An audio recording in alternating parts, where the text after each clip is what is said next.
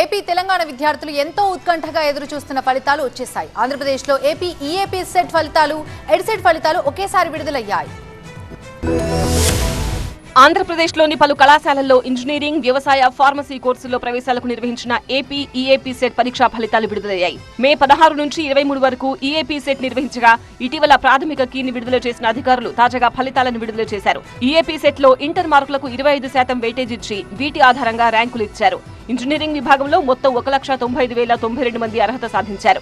మొత్తం 75.51% ఉత్తీర్ణత నమోదైంది. ఇక అగ్రికల్చర్ విభాగంలో మొత్తం 70,352 మంది అర్హత సాధించారు. ఉత్తీర్ణులైన విద్యార్థుల సంఖ్య 87.11%గా ఉంది. వీరిలో పలువురు తెలంగాణ విద్యార్థులు కూడా ఉన్నారు. మరోవైపు 2 ఏళ్ల బీఈడీ కోర్సుల్లో ప్రవేశాలకు నిర్వహించిన తెలంగాణ ఎడ్సెట్ ఫలితాలు విడుదలయ్యాయి. ఈ ఫలితాలను తెలంగాణ ఉన్నత విద్యామండలి చైర్మన్ లింబాద్రి విడుదల చేశారు. ఎడ్సెట్ కు 29,463 మంది విద్యార్థులు పరీక్షకు హాజరు కాగా 28,543 మంది అభ్యర్థులు ఉత్తీర్ణులయ్యారు. అంటే 96.90% మంది అర్హత సాధించారు. ఎడ్సెట్ లో 98.74% మంది మహిళలు ఉత్తీర్ణత సాధించారు.